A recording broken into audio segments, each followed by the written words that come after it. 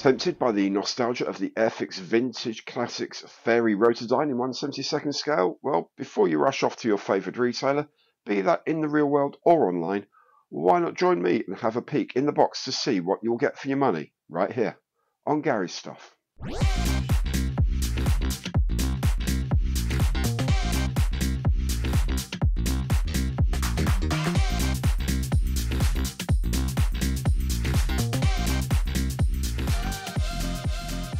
Hi, I'm Gary and welcome to this peek in the box of the reissued Fairy Rotodyne in 1/72 scale, a vintage classics release from AIRFIX.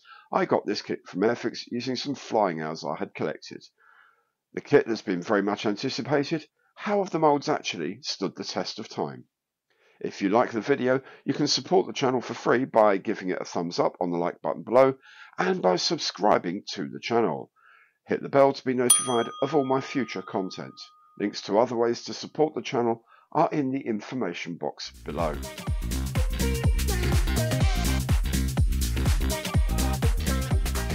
So here's the box of the much awaited, much anticipated Fairy Rotodyne Vintage Classics release from AIRFIX.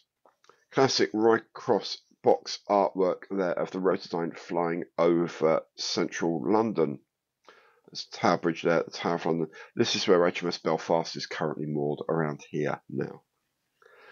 Vintage classic means it is an old tooling, typically from the 50s, 60s or 70s, that they've tested and found that it's still workable, but then they are going to add some extra new decals to sort of jazz it up a bit. The product code is here, A04002V, so A04 means it's a Series 4 kit, the V at the end means it's a vintage classic, and it's in 1/72 scale. On this long side here, there's a piece about the history of the aircraft. It says the mould tools were made in 1959, and those are the moulds they're still using for this, remember. The illustrations were done in 1965 by the great Roy Cross. When it's completed, the aircraft will be 248mm long, have a width of 381mm, which I'm guessing is the rotor diameter, and there are 115 pieces in the box. Here there's a side drawing of what it's going to look like. There's the paint callouts from using Humbrol paints here. And over here you have your flying hours token and skill level of 2. So 1 flying hour for this kit. If you're going to, if you're a member of the AIRFIX Club here and you want to, you can collect these flying hours tokens, and ultimately you'll be able to get hold of a kit for free. Well, just for postage as it happens. If you're not going to use them, or if you're not a member of the club at all, please do consider sending these to Models for Heroes, an excellent charity. They can turn them into kits to help former members of the armed forces and the first responders. This kit is skill level 2, so if you've never made a kit before, you could probably make this, but take your time. Do please take your time. It will probably be better if you have made something like a starter set, just to get the basics of how to use polystyrene, cement and things like that, and how long it takes things to stick together. Well, just some basic skills. But if you're happy enough with that and you just want to take your time, maybe watch a few videos on YouTube, then skill level 2 is quite achievable by anyone. The other long end has this series of warnings in various languages, not suitable for children anywhere near children of 3 years or younger old. It's designed for model makers that are 8 or more years old. That means there's no very small or photo etched parts in it. All of the copyright information here does point out that the decal is made by Cartograph, one of the best decal manufacturers in the world. On the shorter ends, you do have reprise of the box art, product code and name here, and the same at the other end. Now, let's have a look. This is so new, I haven't even opened it myself yet. So let's have a look inside the box. We have one soft plastic bag here with all of the parts. There's another bag inside with the transparent parts. We'll have a look at those in a moment. There's the instruction leaflet here. And there is the new Decals sheet, all of which we will have a look at in more detail now. The original frames are never given letters or numbers or anything like that. So anyway, this is the first big frame. As you can see, it's the starboard side of the fuselage and the transmission box up to the rotor, the clamshell doors at the back, the propellers, probably the tailplane or vertical stabilizer, one of the two. The other large frame is the port side of the fuselage, more bits of the tail assembly and some of the interior parts for the cabin. And there are two very similar frames. These are the main wings and the engine nacelles for the port and starboard sides. Then there's a small frame with a pilot figure, looking very smartly dressed, and all sorts of bits, wheels, part of the rotor hub, undercarriage. These, I think, are exhausts for the engines. That looks like a stairway, so maybe you can have the door open and have the stairs down. There's another frame with the rest of the rotor hub, some of the undercarriage doors, the other pilots, air intakes for the engines, and so on. And then there are these two frames with the huge rotor blades on. It's not until you get these and then sort of put them end to end you realise quite how big this is going to be on the table. It's actually a very large model. And finally we have the clear plastic sprue for the many windows, and of course a single piece one for the nose, the windshield canopy area. Now this is quite a complex lot of windows here, so I very strongly suggest you get a paint mask for that. I personally would suggest the one from CT Scale Models. I've put a link in the information box below. A great manufacturer here in the UK, and he's released them with this exact release of the kit. So if there's any differences in the mouldings for any reason, his masks will fit perfectly. I've put a link in the bottom anyway. Those are the ones I'll be using for this. One thing you should be aware of with these older kits, particularly with anything to do with propellers, you can see how this propeller blade has been bent and this one's been bent even more. It's because when they're in the box, they sit in their bag and they can rattle around and there's nothing to stop them banging up against the end. With modern sprue design, you have an outer rim of frame design. Here, for example, you can see the propeller is moulded inside that outer frame.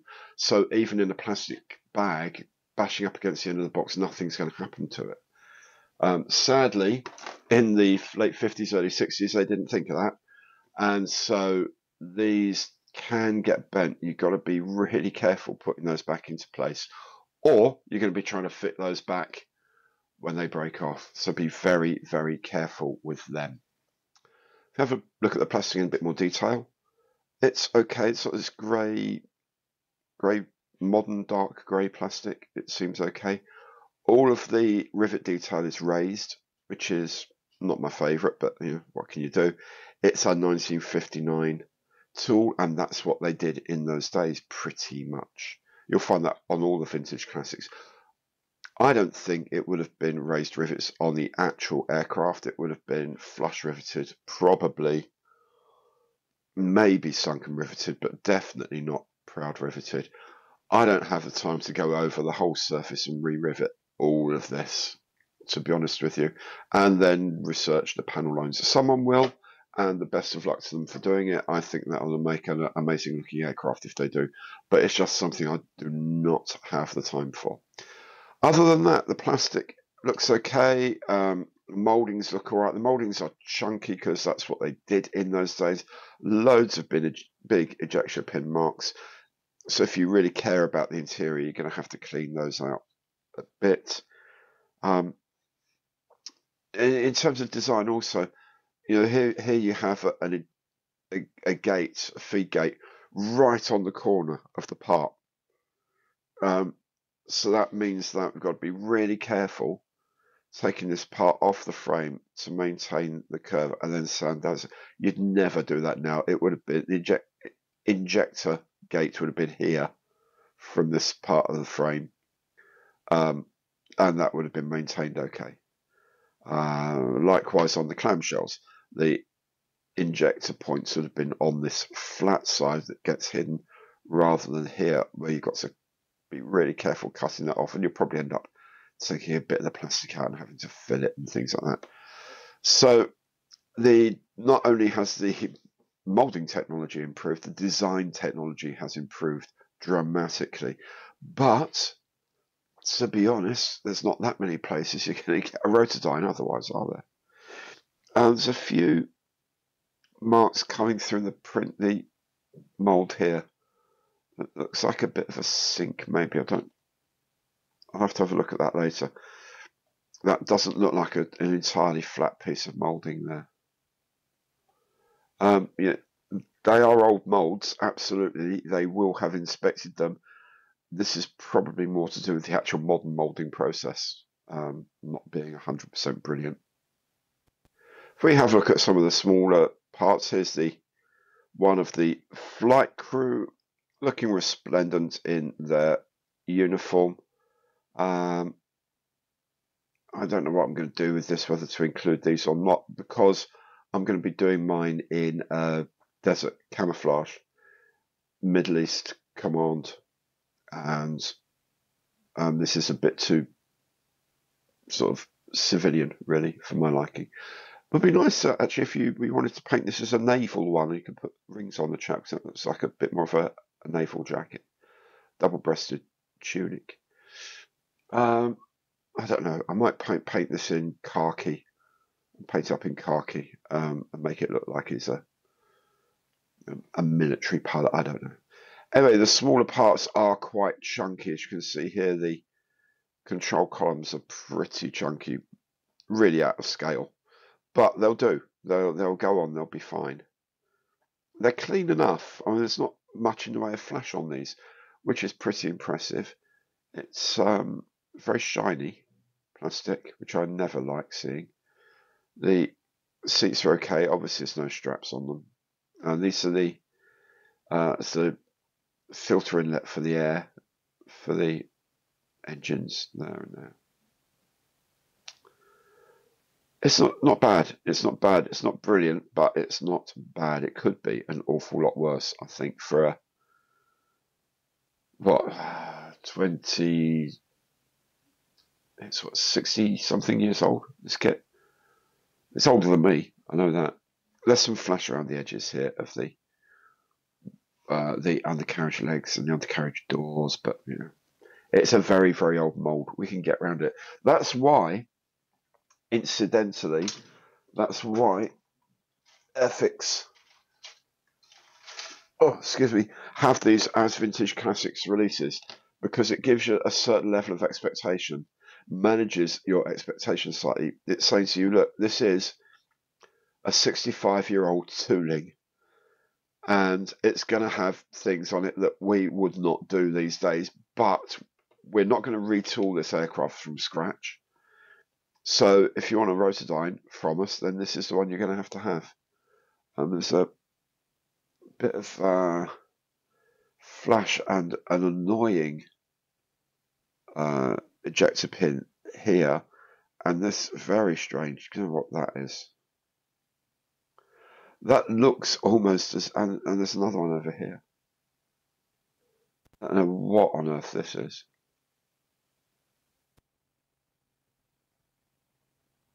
Not very nice. Ejector pin there that needs to be filled and sanded properly, because it is punched into the plastic there. It sits very slightly lower than the rest of the plastic, which is really annoying. Again, you really would not see that very often on any kits these days. Again, a bit flashy here and there. But do you know what? Nothing's beyond redemption. Nothing's beyond rescue. Again, inside here, these massive, well, that doesn't matter about that one up here, but these, if you're going to do an interior, then you're going to want to get rid of all of these. And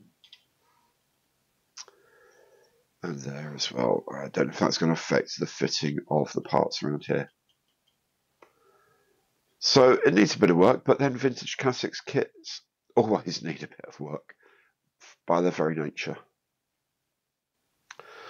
The instruction booklet starts off very much in the modern AIRFIX way, title up here, and then English, French, German, Spanish and Swedish brief history of the aircraft.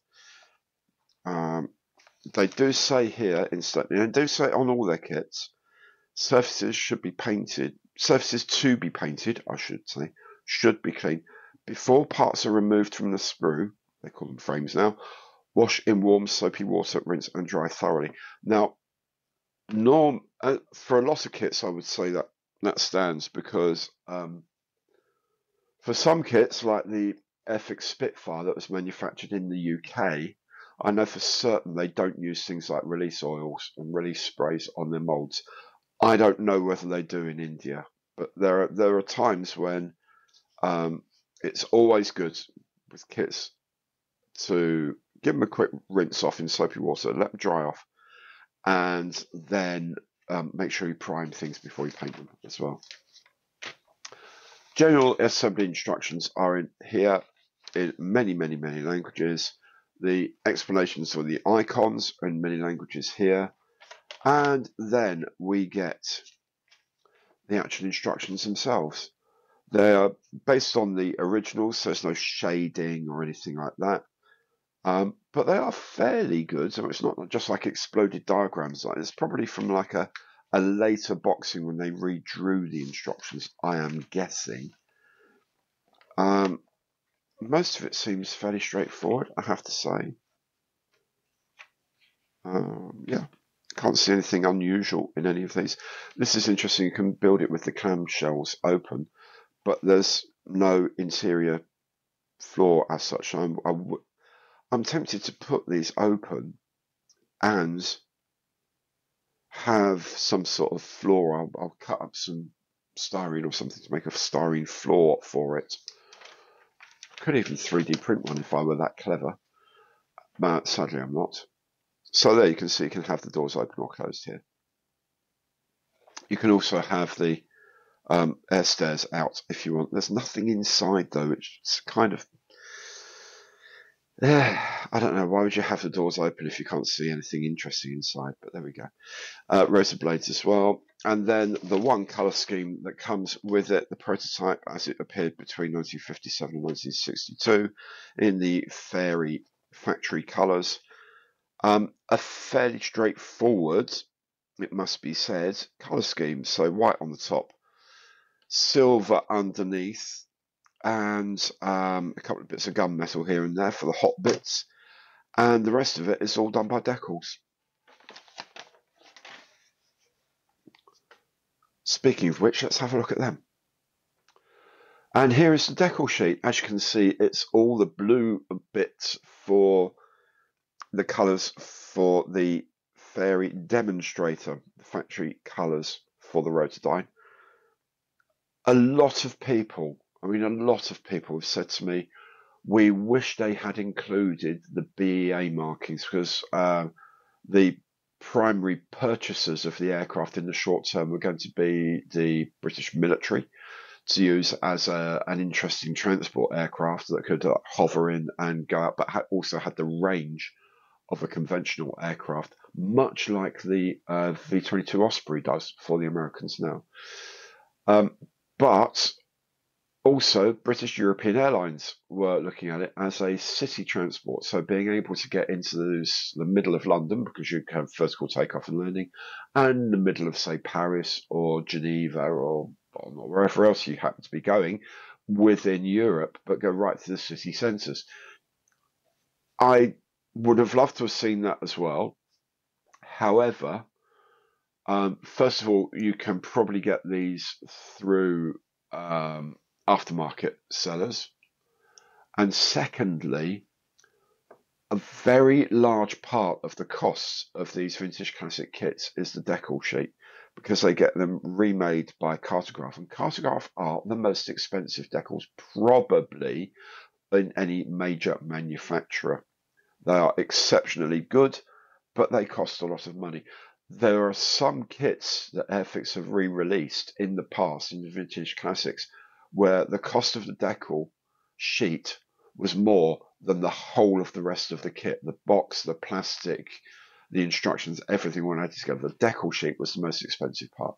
So I can see why they didn't want to make the decal sheet a lot bigger and put a what if scheme for BEA in, which would have taken a lot of research and time and all that.